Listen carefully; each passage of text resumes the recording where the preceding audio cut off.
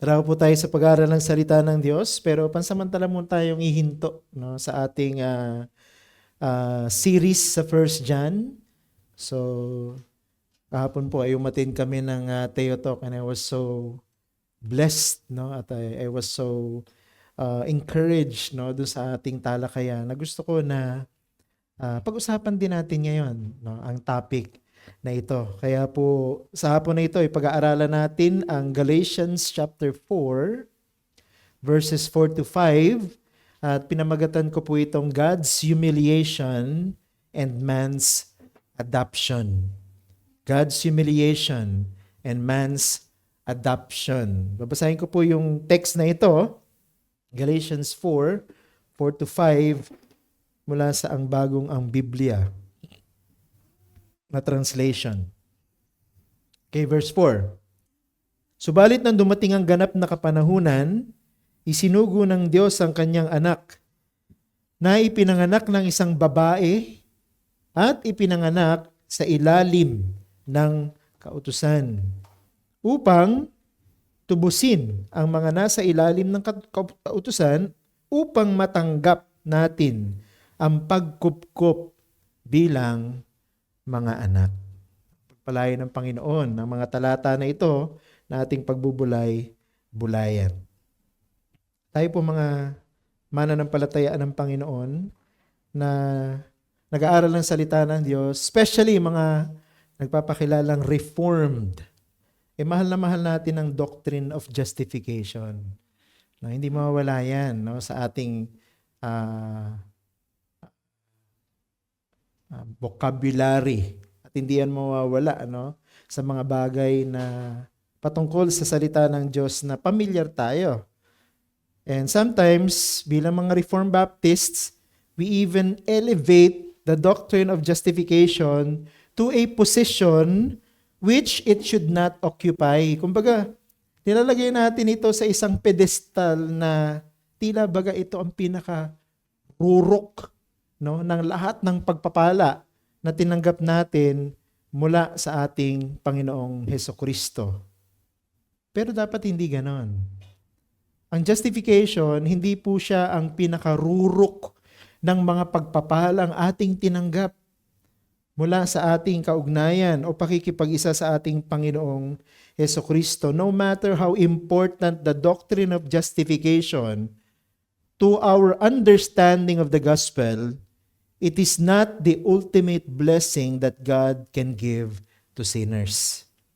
Sabi nga ni J.I. Packer, and I agree with him, adoption is the highest privilege that the gospel offers, higher even than justification. Okay?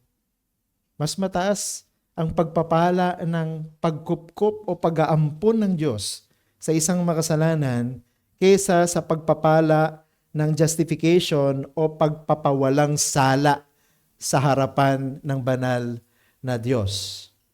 Kaya niyo ipaliwanag ko.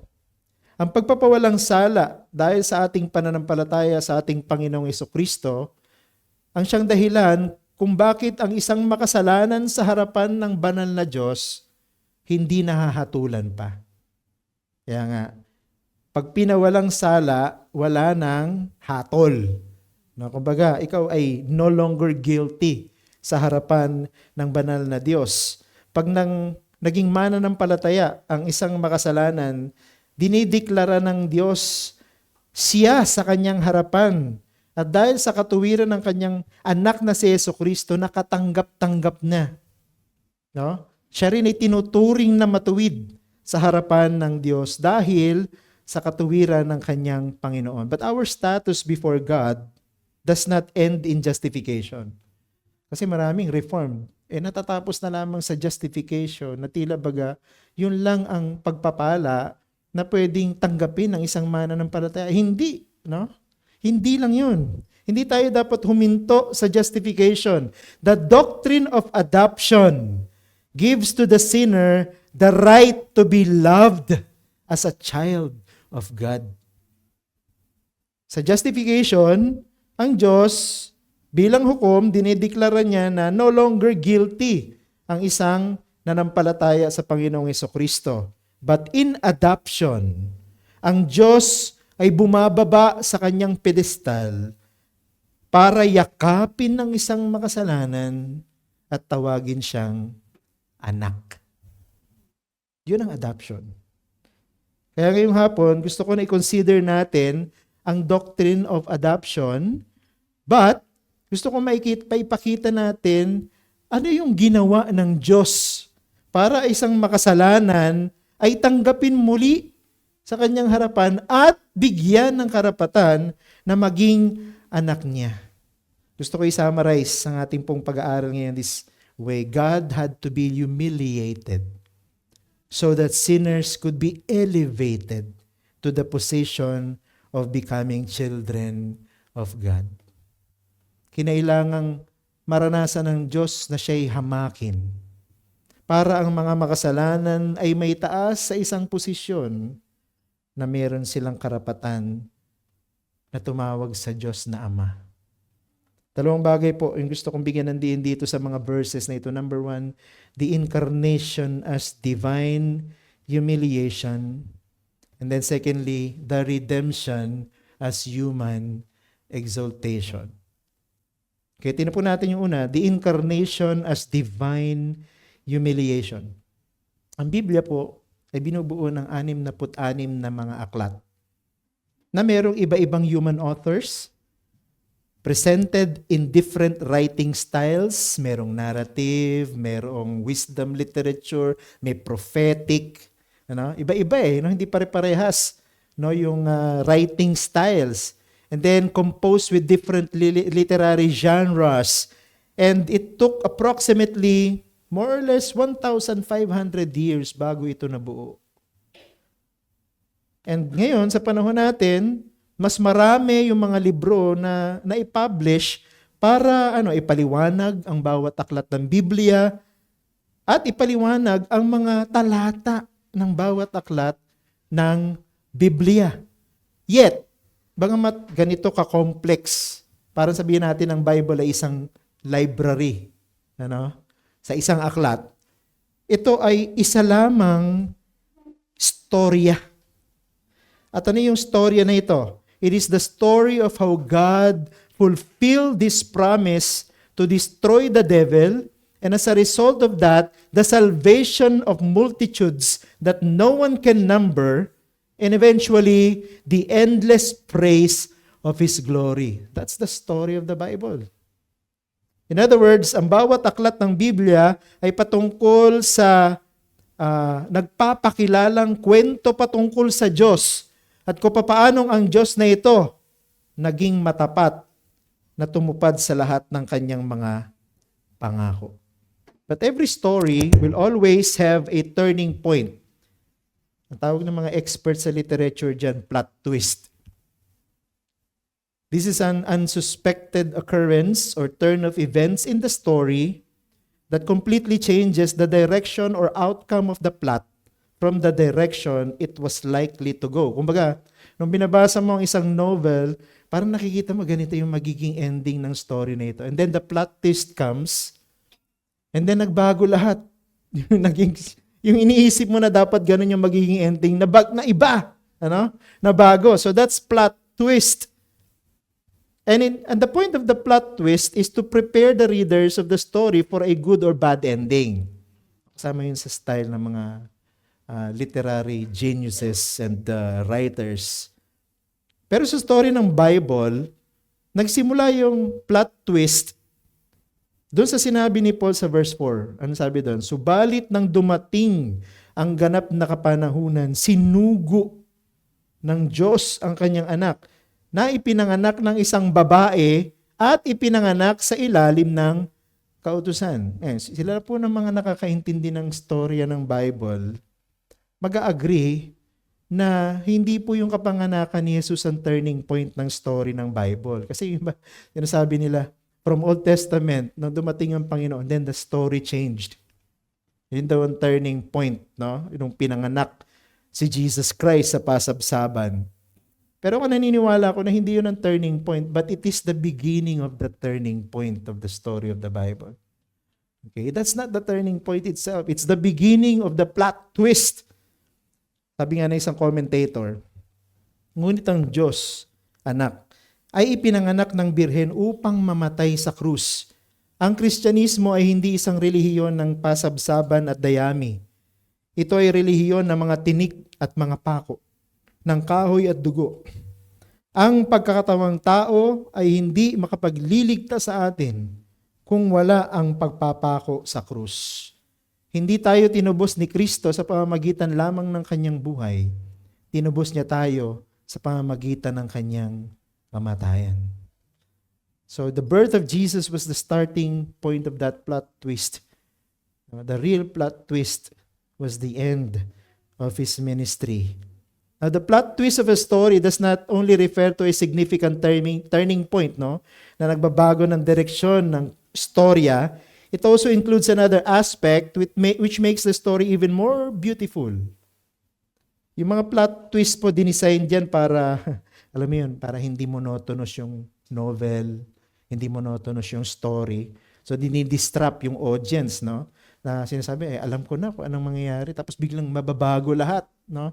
Yun yung nagpapanatili sa atin dun at the edge, na alam mo yung gusto kong basahin pa ulit. Yun ang galing ng mga novelist, no? Pagka nagbabasa kayo ng mga novels. Kaya matatapos mo yung makapal na libro eh. Kasi lagi mong ina-anticipate yung mangyayari sa huli.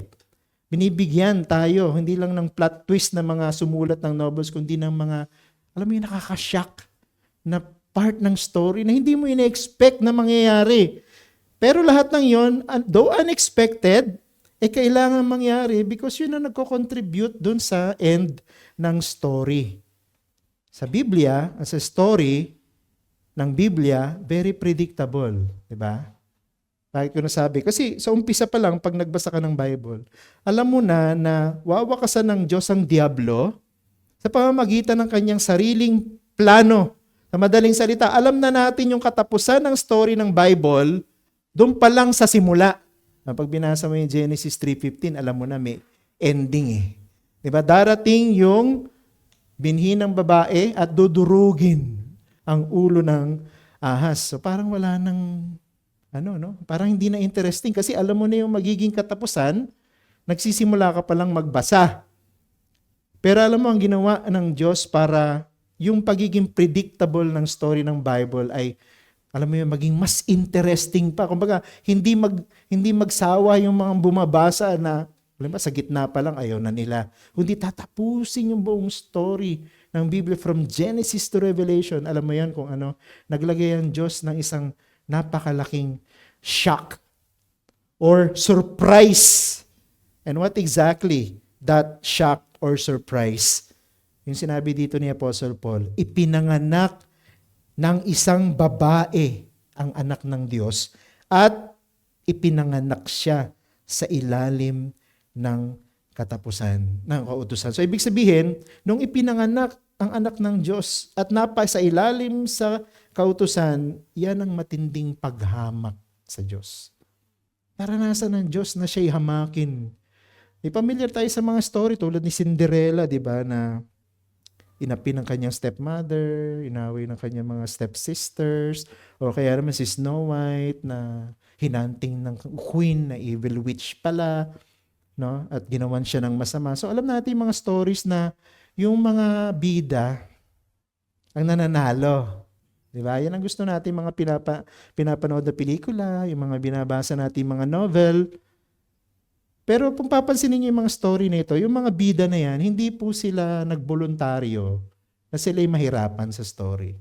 Biktima sila. No? Yung mga masasamang tao ang gumawa ng paraan para sila mahirapan o kaya naman ay mamatay. They didn't choose to go through their sufferings. And it is this that makes the plot twist of the story of the Bible so shocking. Ano yun? Ang anak ng Diyos, hindi po siya biktima. Kundi ang anak ng Diyos ay nagpasya at sinadya niya na magdusa. Nagboluntaryo siya na hamakin para magawa niya ang kanyang misyon. Kaya ang tanong, papaano naranasan ng anak ng Diyos na siya'y hamakin? Dalawang bagay. Una, He humiliated himself by voluntarily becoming human. Hinamak ng Diyos ang kanyang sarili nung siya ay nagboluntaryong maging tao.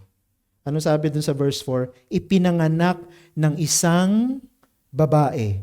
Madalas, pag nababasa natin itong verse na ito, ang iniisip natin yung incarnation, yung birth ng ating Panginoong Jesucristo sa pamamagitan ng Virgin Mary. Bagamat kasama yun sa possible interpretation ng verse na ito. Pero I think, ang pinakamahalaga na makita natin dito, yung ginawa ng anak ng Diyos para mahamak siya. Minsan nga iniisip natin, hinamak ang Panginoong Jesucristo nung siya ay tinorture at nung siya'y pinako sa krus. Definitely naman, very humiliating yun, di ba? Alam natin, ang mga nagbabasa ng Bible na itong hinahamak nila, pinarurusahan, alam mo yun, dinurug-durug yung kanyang katawan, nagkasugat-sugat, halos hindi na siya makilala. Ay, ang anak ng Diyos na nagkatawang tao. Pero hindi po ito yung simula at katapusan ng paghamak sa Diyos. Ang humiliation ng ating Panginoong Jesucristo, alam niyo kung kailan nagsimula? Nung siya po ay pinaglihi ni Birhen Maria. Yung phrase po ditong ipinanganak ng isang babae ay hindi po directly nagtuturo sa atin ng virgin birth. Bagamat pwede nating ipilit yung interpretation na yon. Instead, this phrase is a reference to the genuineness of what? The humanity of Christ. So yung pong phrase na yon, ipinanganak ng isang babae, ay pinapatunayan sa atin ni Apostol Pablo ng ating Panginoong Jesucristo ay totoong naging tao. And what is really astonishing in this phrase ay hindi po yung miracle ng virgin birth. Ang kahanga-hanga po dito ay yung katotohanan na ang Diyos anak naging tao.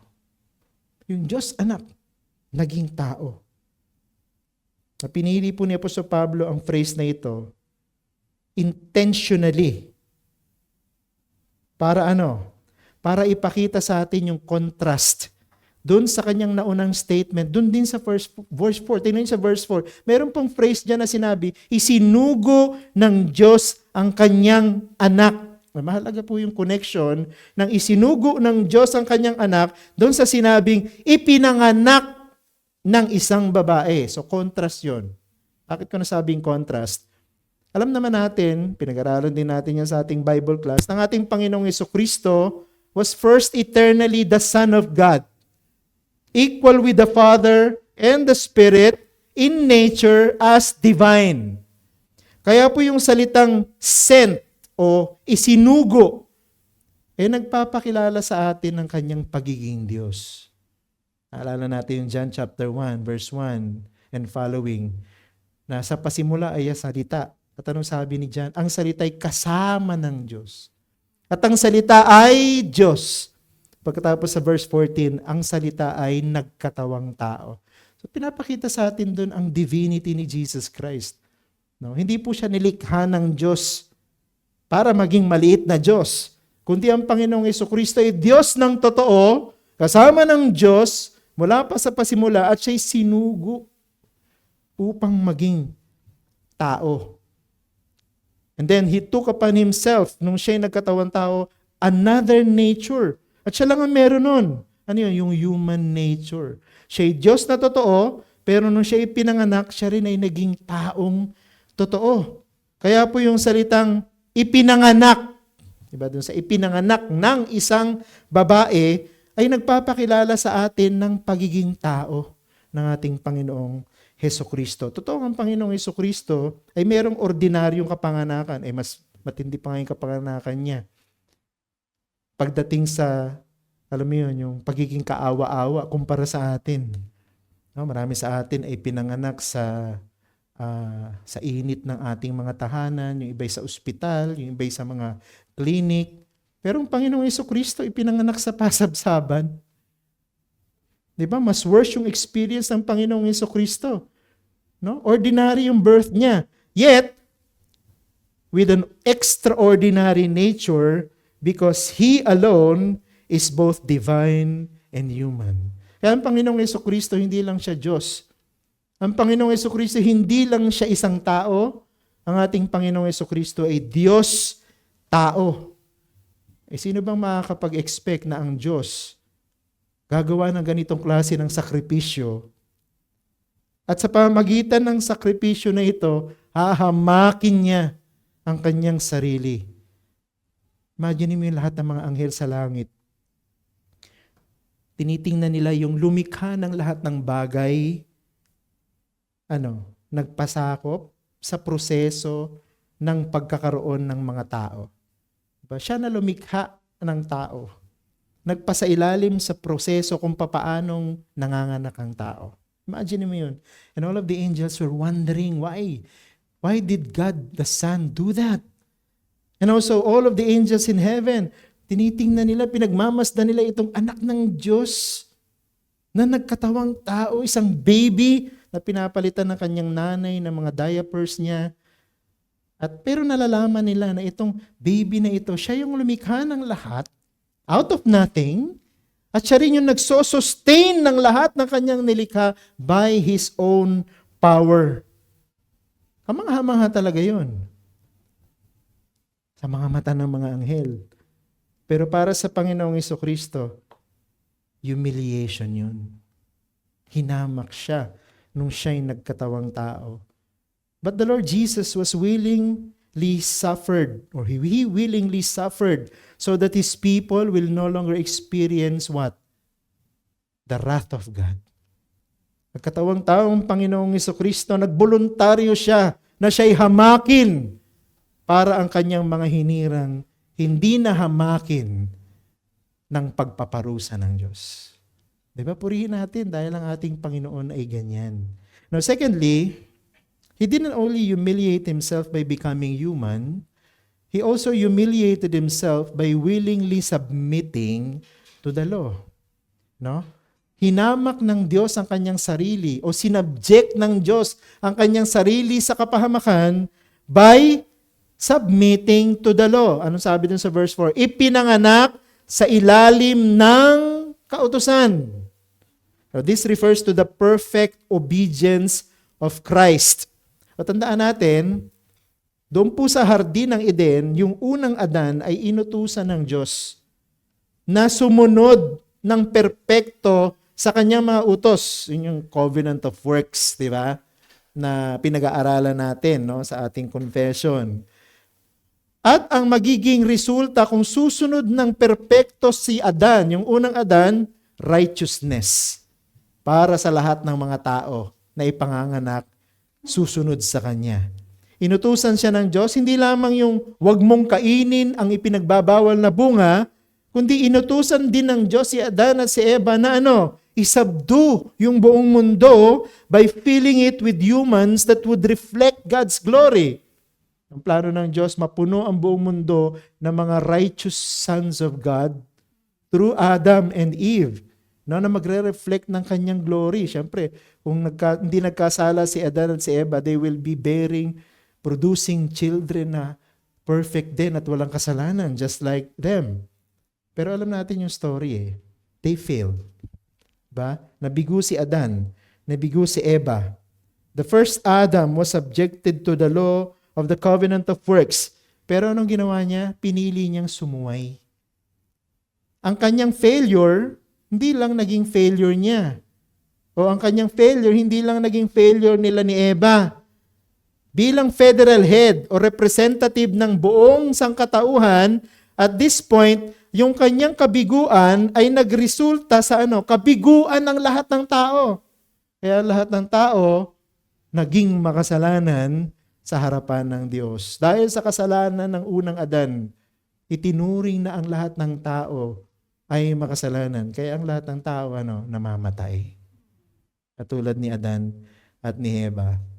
Because of the failure of the first Adam, hindi na po posible sa kahit sino mang tao ang makamit ang kaluwalhatian at ang katuwiran sa pamamagitan ng kanilang sariling paraan sa harapan ng Diyos. Pero may good news. May good news. Meron pong dumating na huling Adan. Meron pong dumating na huling Adan. At yun ay ang ating Panginoong Hesukristo. Itong huling Adan na ito, nagtagumpay siya as the final federal head o representative ng mga tao sa harapan ng Diyos. This time, however, itong huling Adan, hindi po siya isinabmit ng Diyos sa kautusan, kundi nagkusa siya na magpasailalim sa kautusan ng Diyos. Pero hindi po nagbago ang requirement. Anong requirement sa first Adam? Perfect obedience. Sa kautusan ng Diyos, he failed. Anong requirement sa last Adam? Perfect obedience din. In order to succeed, the last Adam must fulfill every demand of God by perfectly obeying all of them. Kaya ang anak ng Diyos naging tao. Bakit? Sapagkat kailangang maging representative ang tao na ngayon ay makasalanan na sa harapan ng Diyos para ganap na sundin ng kalooban ng Ama without a single mistake. Ang good news, itong last Adam na ito, nag-succeed siya. Nag-succeed siya. Totoong ang ating Panginoong Hesukristo hinamak at hinamak niya ang kanyang sarili. Hinayaan niyang hamakin ang kanyang sarili sa pamamagitan ng pagpapasailalim sa kautusan ng Diyos. Pero nung nagawa niyang magtagumpay na sundin ang lahat ng kalooban ng Diyos, nagkamit siya ng katuwiran. At itong katuwiran na ito na kanyang nakamit sa pamamagitan ng kanyang ganap na pagsunod, yun ang itinuturing na katuwiran ng mga taong nananampalataya sa Kanya. Pero gusto kong linawin, ang ating Panginoong Hesukristo, hindi lang siya basta sumunod ng perpekto sa kautusan ng Diyos. He also suffered the penalty of the law totally. Kasi madalas iniisip, kailangan lang sundin yung kautusan. Pero huwag nating kalimutan, kailangan sundin ng Panginoon ng kautusan in behalf of sinners. So, ibig sabihin, kailangan niyang sundin as the new representative ang lahat ng kautusan at pagbayaran ang lahat ng mga kasalanang nagawa ng mga tao sa ilalim ng kautusan. Ang ating Panginoong Hesukristo, hindi niya lang tinupad, sinunod ng walang kapintasan ang lahat ng kautusan ng Diyos. Alam niyo kung anong ginawa ng Panginoon? He took upon himself punishment that all the elects are due under the law of God. Tinanggap ng Panginoon ang lahat ng parusa para sa lahat ng hinirang ng Diyos na sumuway sa kautusan. Kaya po walang sino mang tao ang maaring maging matuwid sa harapan ng Diyos nang walang kaugnayan kay Jesus. Walang sino mang tao sa mundo na ito na tatanggapin ng Diyos kung walang pananampalataya at pagsusuko ng buhay kay Jesus.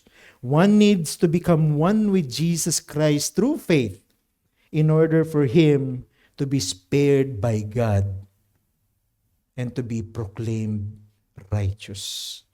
Ito po ang mabuting balita. Alam mo ba yung mabuting balita na ito by experience? O alam mo lang siya by intellectual knowledge? Ang kaligtasan na hindi yung alam mo lang ito at naniniwala ka dito. Ang kaligtasan o ang pananampalatayang nagliligtas ay yung ipinagkakatiwala mo yung buhay mo sa katotohanan na ito. At isinusuko mo ang buhay mo sa Panginoon na ito. Pangalawa, let's look at the redemption as human exaltation. Another interesting technique in the creation of a story is how it ends. Gusto natin yung, and they lived happily ever after. Gusto natin yung lagi, di ba? Ayaw natin yung mga nakakalungkot, ayaw natin yung mga nakakatakot na ending. Gusto rin naman natin yun. Pero ang story ng redemption ng Panginoon, mas maganda yung ending eh. Hindi lang siya, they lived happily ever after. Alam niyo, sabi sa Revelation, and they will live gloriously forever after. Yan ang ending ng mga mananampalataya ng Panginoong Hesukristo. That's the ending of the story of the Bible. But in every human story, those who get to enjoy the happy ending were the deserving. Ganun yung yung mga good characters, yung mga bida, yung mga victims, Yung mga, alam mo yun, yung mga mababait, sila yung mga nag-enjoy na and they live happily ever after. So, sa mga story ng tao, yung evil characters ang laging pinaparusahan. 'Di ba? Ang kawawa sa huli. Sila yung magaling, sila yung, alam mo yun, sikat sa umpisa, pero sa huli sila naman yung kawawa. Ayan, ganyan ang story na gusto ng mga tao. However, this is not what we are told in the story of redemption. What is the reason for God's humiliation? Bakit hinayaan ng Diyos na hamakin ng kanyang anak? Sabi sa verse 5, tingnan niyo verse 5, upang tubusin ang mga nasa ilalim ng kautusan, upang matanggap natin ang pagkupkop bilang mga anak. You see, He who is forever deserving, walang iba kundi ang ating Panginoong Jesucristo. Anong nangyari sa Kanya? He was punished for those who were undeserving. Ang ating Panginoong Jesucristo na deserving because He is God's only Son, became human in order to suffer and to be punished and even to die for the sake of those who are undeserving. Tingnan mo yung story ng Bible. Baliktad eh. Imagine mo yung mga villains, yung mga evil people, escaping punishment because of the hero. Ang hero ng story ng Bible si Jesus Christ. Pero hindi yung hero yung nagtagumpay, yung hero na matay. Para yung villains, yung mga enemies, yung mga nambibiktima, yung mga rebelde, sila ang makatakas. Sila yung hindi maparusahan. Yes, we believe that everything that was done in the entire history of salvation is for the glory of God alone. Pero alam nyo, even yung pagtanggap ng biyaya ng mga undeserving na makasalanan, mapasama sa kaharian ng Diyos, mapasama sa pamilya ng Diyos, nagbibigay ng kaluwalhatian sa Diyos. And this even give God greater glory.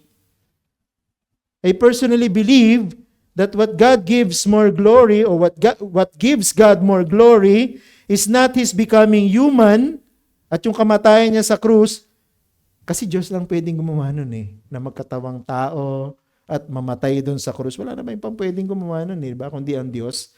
Rather, it was how God graciously pardons the undeserving rebellious human beings by willingly suffering as a human in order to what? Adopt them as His own children.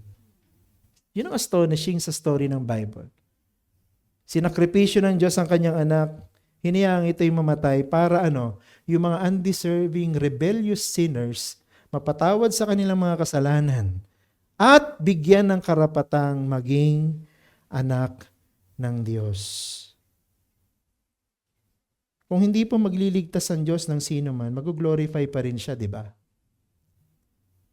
Pero pinili ng Diyos na maging merciful at magligtas ng undeserving. Kaya sa pamamagitan ng kaligtasan ng mga hinirang ng Diyos, God is even more glorified. Sa pamamagitan ng pag-aampon ng Diyos sa mga rebelde, na dapat tumanggap ng parusa, God is even more glorified. Ang ganda ng story ng Bible. At gusto kong i-consider itong last 2 points na ito, kung paano yung humiliation ng Diyos resulted to the exaltation of humans. First, God's humiliation acquired redemption for sinners. Ano sabi sa verse 5? Upang tubusin ang mga nasa ilalim ng kautusan. Sa ancient world, redemption o yung pagtubos is something that happens every day. Bakit? Kasi in ancient world, may mga slaves. Yung salitang redemption is a term of buying slaves. So, pangkaraniwan, pinakakawalan at pinalalaya ang isang slave by the payment of a price. Kumbaga, may price tag yung mga slaves noon. Diba, kung merong nagkagusto, natipuhan niya isang slave na yun at may presyo, may pera siya, pwede niyang bilhin yung slave. Okay, papalayain siya dun sa kanyang slave master dahil binayaran yung halaga. Pero kadalasan, yung pagbili sa mga slave noon, pera ang kapalit. In other words, a slave for sale will be considered as a merchandise na ma-acquire by the payment of the exact amount. Pero ang tanong, papaano tayo tinubos ng Panginoon? Nagbayad ba ang Panginoon ng halagang pera? Napakalaking halagang pera ba ang binayad ng Panginoon? Hindi. Anong sabi po dun sa Ephesians chapter 1 verse 7? Sa Kanya'y meron tayong katubusan sa pamamagitan ng Kanyang dugo sa pagkapatawaran ng ating mga kasalanan ayon sa mga kayamanan ng Kanyang biyaya. Again, ano yung price para na-redeem tayo? Hindi po pera, buhay at dugo ng ating Panginoong Jesucristo. Nung umalis si Pablo sa Ephesus, nagkaroon siya ng farewell speech. At ang isa doon sa mga highlights ng farewell speech niya, yung mga habili niya doon sa mga elders ng church sa Ephesus. Ganitong sabi niya sa Acts chapter 20 verse 28, "Pangalagaan ninyo ang iglesia ng Diyos na binili niya ng Kanyang sariling dugo." Meron man dugo ang Diyos? Diba sabi ng Biblia, ang Diyos ay Espiritu. Paano siya nagkaroon ng dugo? Kaya kinailangan ng Diyos ay magkatawang tao para magdanak ng Kanyang dugo. Dahil sa pamamagitan ng pagdadanak ng Kanyang dugo, nabayaran niya ang kalayaan ng iglesia. Jesus Christ paid the price for our freedom when He died on the cross. Binayaran niya ang napakalaking halaga. Binayaran ng Diyos ang napakamura. Walang halagang merchandise. Sino yun? Yung mga makasalanan sa pamamagitan ng Kanyang walang kasing pantay na kahalagahan na buhay ng Kanyang anak. Kumbaga, ang ipinalit ng Diyos para mapalaya ang mga cheap merchandise ng mga makasalanan ay ang priceless life of His own Son. The death of Christ makes some people uncomfortable. Ayun na lang pag-usapan yung cross. Malapit na mag-Holy Week ulit, no? Yung mga Pilipino, gustong-gustong pinag-uusapan yan. Kaya lang naalala ng kamatayan ng Panginoon pag Holy Week. Pero alam niyo ba, may mga tao na ayaw nilang pag-usapan yung cross. Ayaw nilang pag-usapan yung death of Christ. For example, in 1999, spring, meron isang Lutheran pastor na babae sa Germany na naging sikat na dahil ayaw niyang maniwala na dapat ang simbolo ng Kristyanismo ay krus. Sabi niya, dapat ang maging simbolo ng Kristyanismo ay yung pasabsaban. Dahil para sa kanya, ang krus ay masyadong threatening. Para sa kanya, ang krus ay masyadong yung madugo. Ang krus ay masyadong violent. Hindi siya inviting. Para sa kanya, dapat ang maging simbolo ng Kristyanismo yung manger at nandun yung baby Jesus. Kasi yun daw yung inviting. Kasi baby, alam mo yun, innocent. But we should not forget that God sent His Son not just to become a baby, but God sent His Son to die on the cross. Kaya naalala natin ang kapanganakan ng Panginoon pag inaalala natin ang kamatayan niya. Diba kaya sa church natin, meron tayong Lord's Supper every Lord's Day. Why? Because of this, we remember the Lord and His death until He comes. Kasama na dyan. Siyempre, pag inaalala mo na ang Panginoon ay namatay, kasama na doon, ang Panginoon ay sinilang. Ang Panginoon ay naging adult at siya ay nabuhay na walang kapintasan hanggang sa siya ay namatay sa krus. All-inclusive ang Lord's Supper. Diba? Kaya para sa akin, mas maganda na maalala natin ang kapanganakan ng Panginoon every time we celebrate the Lord's Supper. Second and last, God's humiliation provided adoption to sinners. Sabi sa verse 5, upang matanggap natin ang pagkupkop bilang mga anak. Nakita mo yan? Ang pagliligtas, ang planong pagliligtas ng Diyos ay para sa katapusan. At ano yung katapusan na yun? Kupkupin ang mga makasalanan sa pamilya ng Diyos. Kumbaga, the end of the story of the Bible is the adoption of those sinners elected to salvation. The story of redemption did not stop at the atonement. Nagtuloy-tuloy siya hanggang saan? Adoption o pagkupkup o pag-ampon sa mga makasalanan. Now, yung mga slave na binibili noon, binili ng isang master, pinapalaya na siya sa kanyang slave owner, pero nananatili pa rin siyang slave. Hindi naman nagbago yung kanyang status. Nagbago yung kanyang owner. Dati owner, Master A, nung binili siya, naging owner niya na si Master B. Pero anong nananatili? Yung status niya na slave pa rin siya. Diba? Minsan okay yung slave, yung magiging bago niyang master. Minsan hindi okay. But the gospel promises us not only freedom from slavery to sin. Ano yung promise ng gospel sa atin? Silang mga pinalaya mula sa kasalanan, magiging anak ng Diyos. Pag-isipan mo mabuti yon, kaibigan. Hindi po tayo pinalaya ng Diyos mula kay Satanas para lang mag-enjoy ng forgiveness and eternal life. Pinalaya tayo ng Diyos para maging anak niya. Para maging anak ng Diyos. Ano sabi sa John chapter 1 verse 12? Subalit ang lahat ng tumanggap sa Kanya na sumampalataya sa Kanyang pangalan ay Kanyang pinagkalooban sila ng karapatan na maging mga anak ng Diyos. Kaya hindi tayo dapat tumigil dun sa, I'm justified. I'm forgiven. No? Dapat tutuloy tayo dun, now I am a child of God. No? Anak ako ng Diyos. Ngayon, the Son of God became what He was not.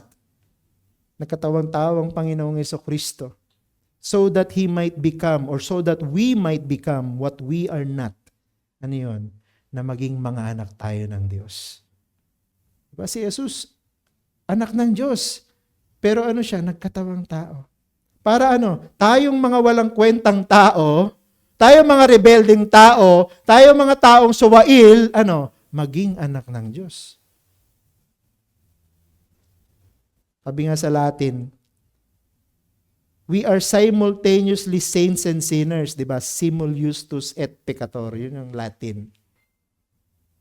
Meron pang isa we are also simultaneously slaves and sons, sa Latin, simul filium ancillae. No? We are simultaneously son of God, yet we are also slaves of God. Nakakalimutan ng marami yun, yung unique relationship na meron tayo ngayon. Our new relationship with God was acquired through the sacrifice of His Son. Therefore, we should submit to Him in humility. Bilang mga anak ng Diyos, dapat nagsasubmit tayo sa ating mga magulang sa lupa. Anong commandment number yon? Commandment number 5.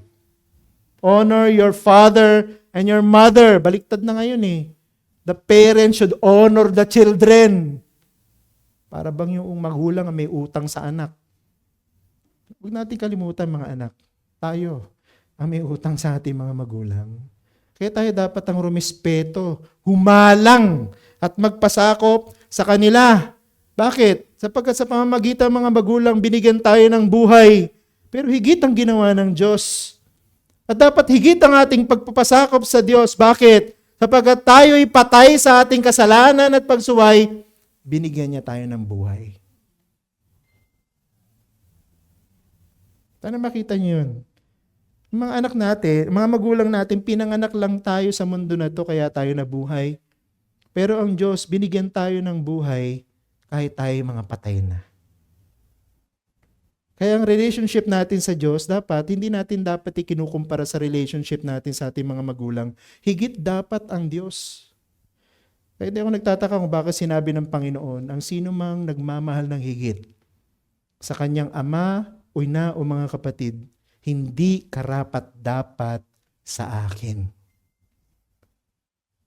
Ang sino mang tao na mas mahalaga ang kanyang kapwa sa kanyang sarili, kahit magulang yan, kapatid yan, hindi dapat maging disciple ko yan. Bakit? Once a person becomes born again, his total allegiance should belong to Christ alone. Hindi po ibig sabihin na hindi na natin mamahalin yung magulang natin. Rather, we should love our Lord and God more than we love our parents. Mahal pa rin natin ang magulang natin. Kung Kristiyano kang totoo, hindi mo buburahin yung panglimang utos sa kautusan. Igalang mo ang iyong magulang. Magpasakop ka sa iyong mga magulang. Sumunod ka sa iyong mga magulang. Hindi yung pasusunurin mo yung mga magulang mo sa gusto mo. Paglabag sa ikalimang utos yun. Paglabag sa kagustuhan ng Diyos yun. Instead, we should love God more than our parents. Ang tanong ko sa iyo ngayon, anong status mo sa harapan ng Diyos? Anak ka ba ng Diyos o kaaway ng Diyos? Kung anak ka ng Diyos, then dapat meron kang living hope.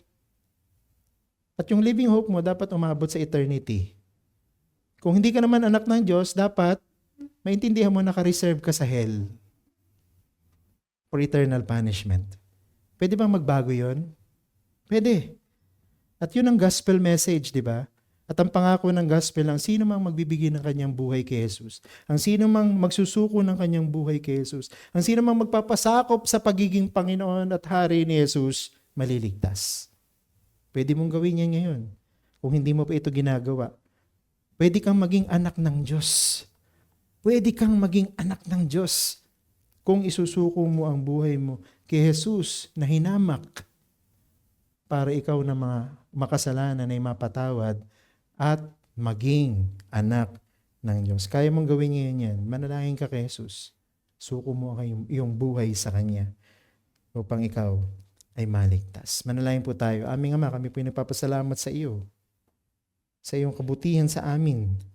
Papasalamat po kami sa iyo, sa iyong ginawang pagsasakripisyo na hinayaan mong hamakin ang iyong sarili dito sa mundo upang ilagay kami sa kalalagayan na mataas, upang tumanggap kami ng karapatan na maging mga anak ng Diyos. Walang katumbas ang sakripisyong ito, o aming Diyos.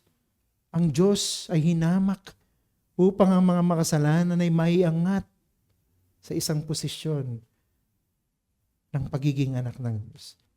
Kaya sana yung mga mananampalataya, ma-appreciate nila kung ano yung kalagayan nila ngayon. Hindi lang sila niligtas, pinawalang sala ng Diyos, kundi sila ginawang anak ng Diyos. At ito hindi nila pinaghirapan, kundi ito'y kusang binigay ng Diyos sa kanila. Na dapat nilang pahalagahan, dapat nilang yakapin, dapat nilang ipagtanggol, dapat nilang pagyamanin hanggang sa huling hibla ng kanilang buhay. Sa mga hindi mananampalataya, sana hangarin nila na hindi lang mapatawad, kundi hangarin nilang maging anak ng Diyos na lalakad sa katuwiran, kabanalan at maglilingkod sa Kanya kasama ng Kanyang iglesia. Pagpalayan niyo po kami, Panginoon. Ito po ang aming dalangin sa pangalan ni Jesus. Amen.